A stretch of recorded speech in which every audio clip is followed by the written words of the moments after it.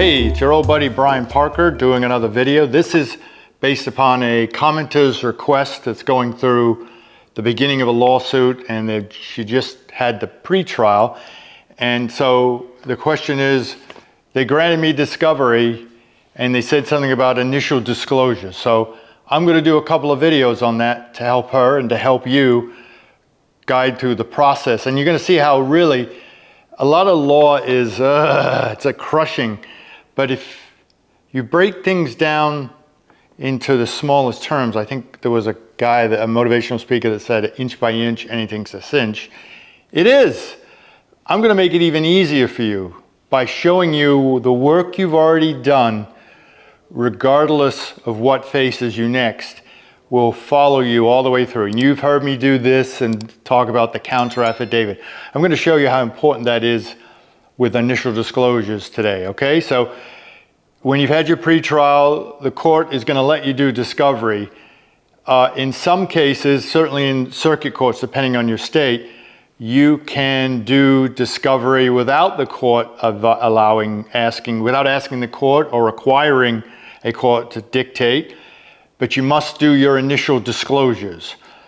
All states are going to a more streamlined approach to discovery, because discovery can just log a case down and slow it, and it's often used as a way for litigants to impose nonsense requests and then file motions on nonsense requests, and it's a mess. So the Supreme Court usually is the one that dictates rules in litigation, are streamlining discovery by requiring litigant, you, me, everybody else, to file what are called initial disclosures. They are a set of documents that the party I'm reading this, in a legal case is required to provide the opposing party at the beginning of a litigation about claims and defenses, including witnesses, documents, and computation of damages, and what you rely upon as evidence.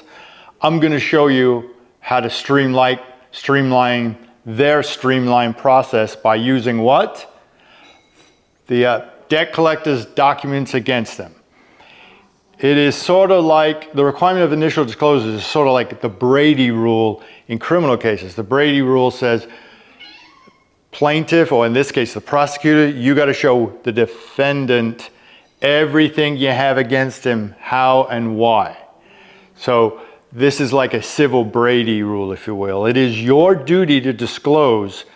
I'm going to show you how to turn it around on the debt collector while following the rules, and you always must follow the rules. So I'm going to make the seemingly hard, easy for you with the initial disclosures the way I do them. All right.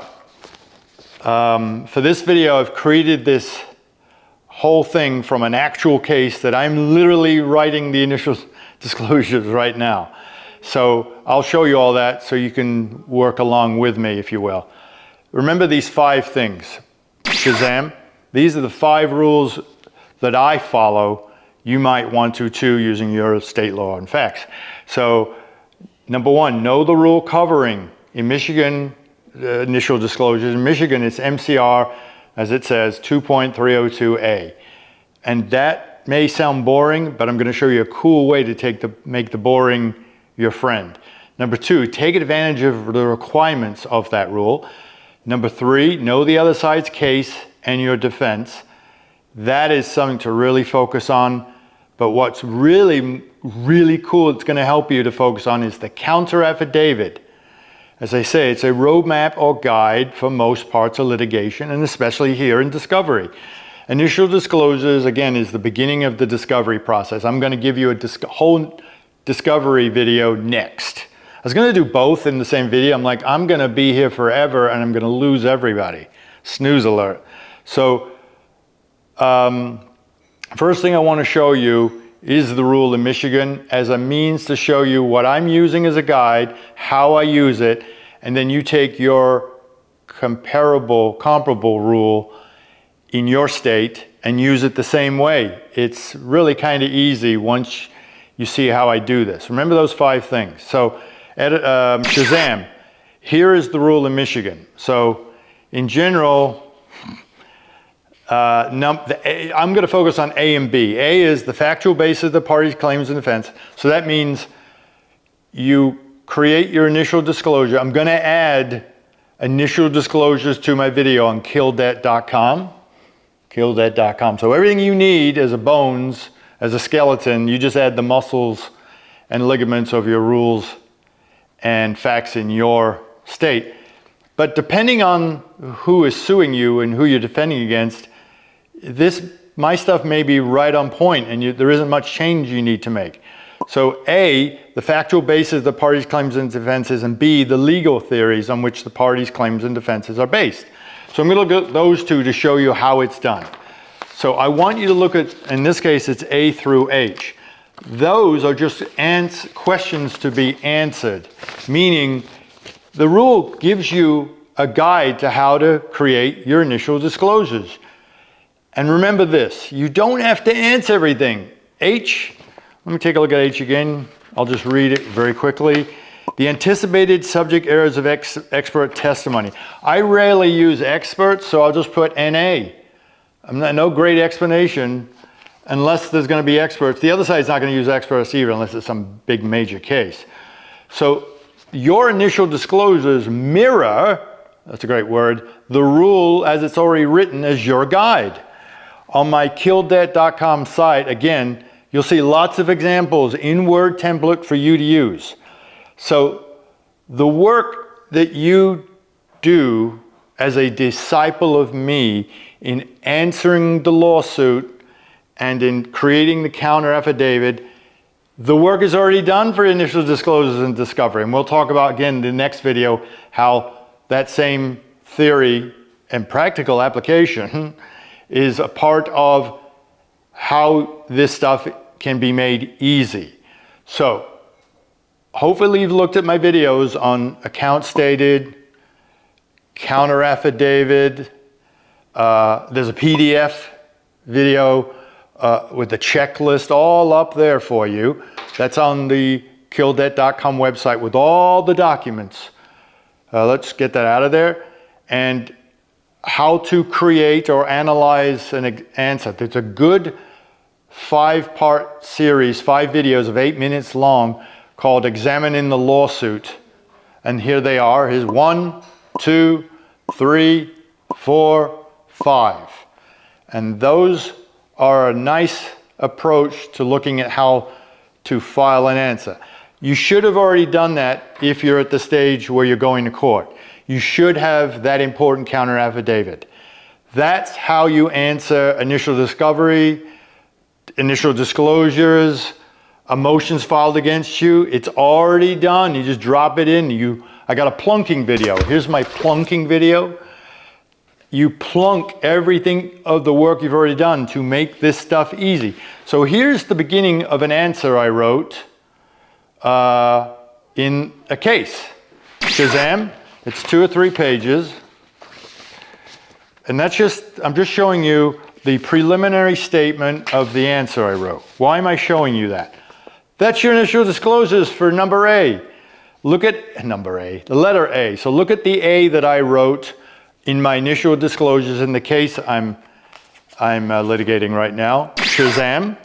See that? A factual statement, and I've basically written what I said in my preliminary statement to my answer, right where it's supposed to be. It says, give me the factual issues. Those are the facts. Remember, the work has already been done if you did your counter affidavit and your answer. And if you're at this stage, you have done it. Because you haven't done the counter affidavit, they're going to file a motion to dismiss and you're going to lose, generally. So here is how I answered, again, my initial request at B. Okay, let's look at B, legal theories. Shazam. And there you can see that mirrors my answer in my lawsuit, which is part of contributed to by my counter affidavit. I've said my legal basis, and you know what I did sneakily? Did I really? I said, hey, it's a violation of the FDCPA and the Michigan Collection Practices Act. But then I went in to say my side of things, and don't forget that. Always ABC, baby. ABC, always be closing. Always be stay on message. They have not met their burden of proof. They don't own the debt. Their chain of title is broken. Every chance I get to say that, I say that. And I squeeze it in to my responses, to my duty to initially disclose, which, by the way, 2, you're taking advantage of these requirements. Let's put up number 2 of my 5 rules. Shazam. Take advantage of the requirements again to state all aspects of your case. It's really an attitude adjustment, overcoming the drudgery of the litigation process. What do I mean? I got to do initial disclosures. I got to respond. Now you got a chance to hammer them and to keep repeating your message so the judge gets it, the court gets it. I have court clerks call me and go, I just read your stuff. Finally, someone's saying, well, I wish these poor unrepresented or people without attorney or people that don't show up, this is what we need. And I'm not patting myself on the back. I'm showing you this is what we need. You need to take advantage of the rules for you. Don't change your attitude. Don't look at oh God, I got to follow the rules. Great, I got to follow the rules. I got a chance to hammer them. So number 3 rule that I'm giving you, know the other side's case and bad documents. First of all, I teach you about the linchpin of the litigation. You look at their bad documents, but you look at their lawsuit pleadings, which is usually 1 to 20, and none of them really mean anything but for 1 or 2. Go to my linchpin videos if you're creating an answer. There's 2 of them, 2, 2, 2. It's up there enough for you to retain it. Hopefully, got to get in with the video. And you will show the other side. So you got a duty to show your side of things, your exhibits, your witnesses, your documents. But show the other side their side. That's really what you're doing. You're taking their bad documents and enveloping a new message to them that they're already familiar with. Your documents suck, man. And what are we doing? What are we doing? We're using their documents against them by following the rules and our duty to disclose. Because that's the basis of our defense if you've done your Crown affidavit, which you have, if you've done your answer. Disclosures are required to the other side, show the other side your side. Well, your side is, you haven't met your burden, the documents you have suck, and here's why, and your chain of title is broken, resulting in you haven't met the burden of proof. Your documents, their documents, make them back up the pleading and proof that you already know they can't. Again, statistically, 9 out of 10 people default or don't answer the lawsuit and then lose their case. Now they owe something sometimes for up to 20 years as far as a judgment being garnished or levied. Just be answering and be the 10%, and we can expand that into a 90% and make 10% of people that don't get to the case. But be you, be a disciple of me, and do great. Number 4, and this is one of the most important tips I'm going to give you for so many videos. You ready? Ready? Number 4, Shazam. The counter affidavit is a roadmap or a guide for most parts of litigation.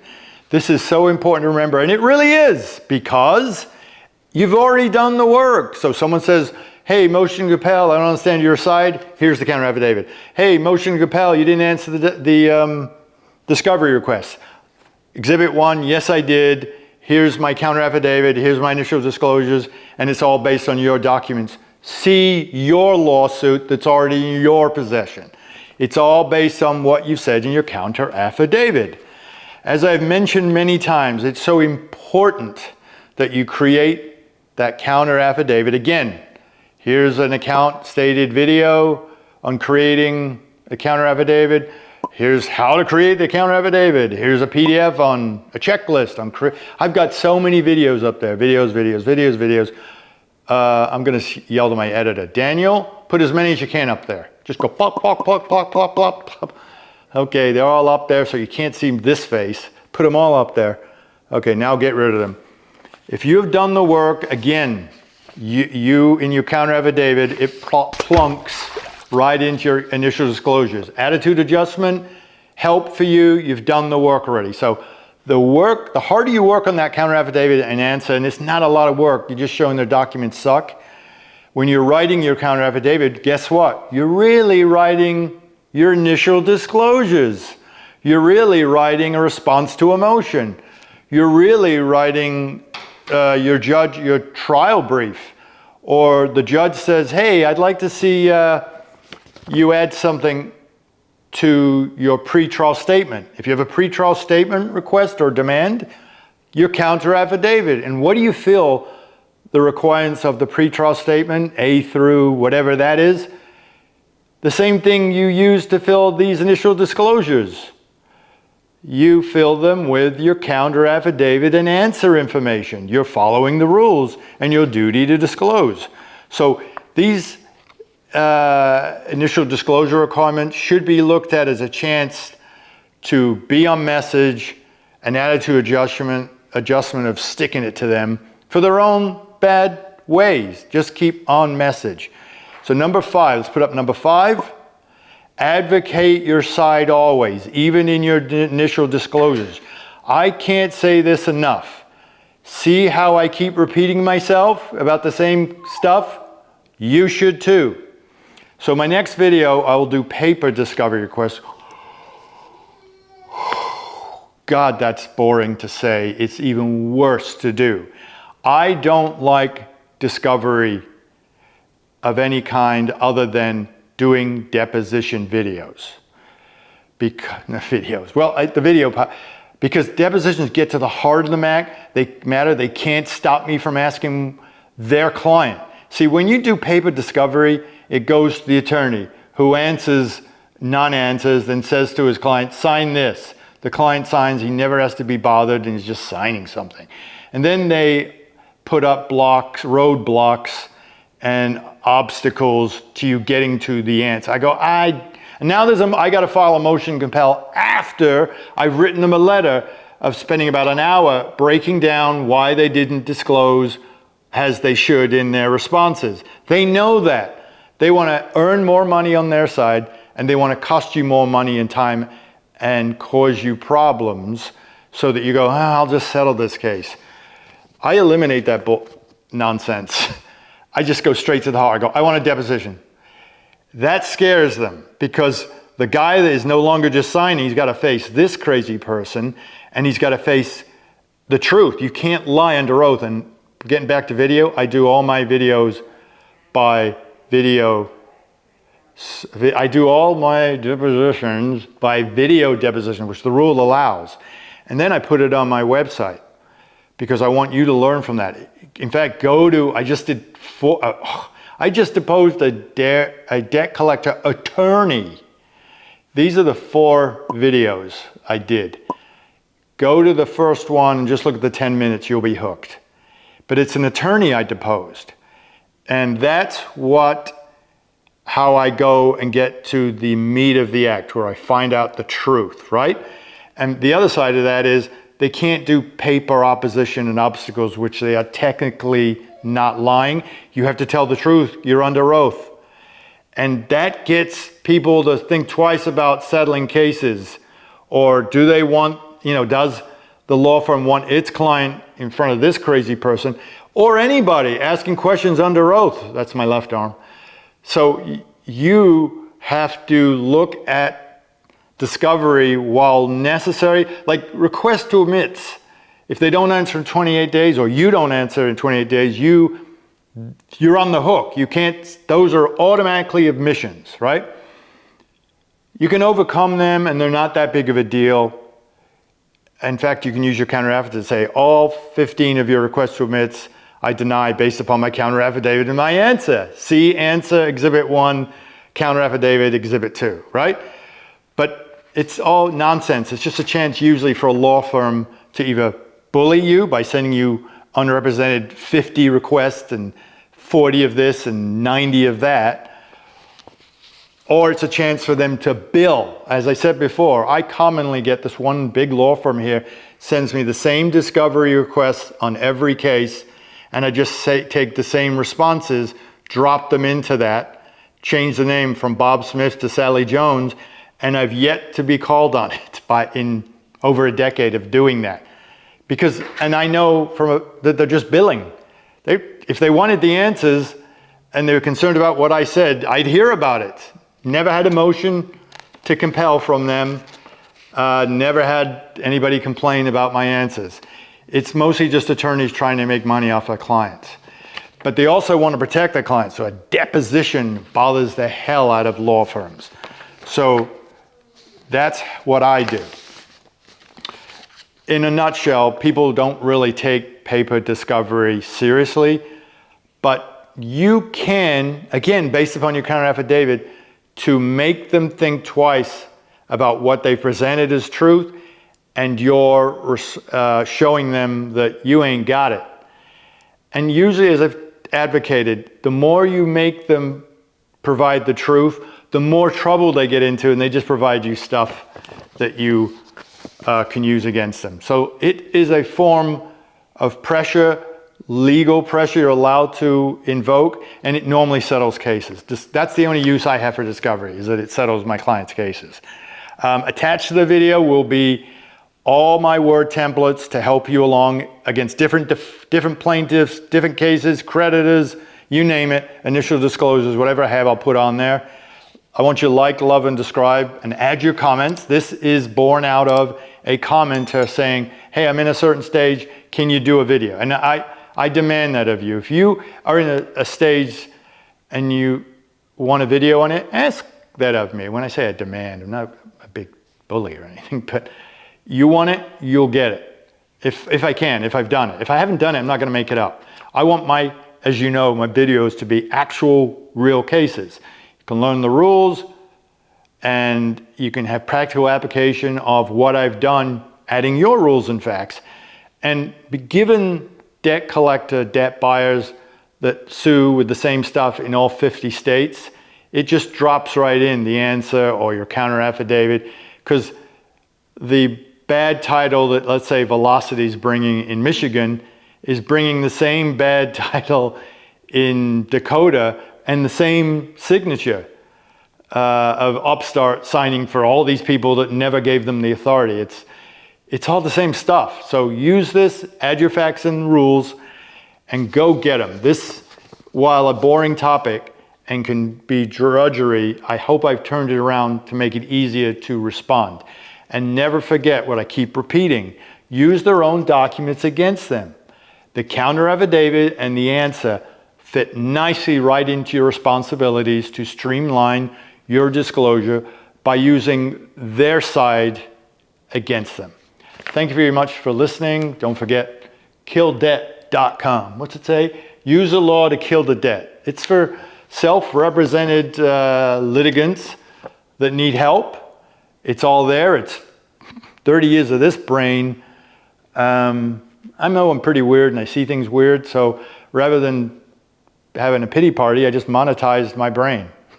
And I think it's helpful. If you think it is and these videos are helpful, like, love, and subscribe, and leave me a comment. Thank you very much for your time. Bye-bye.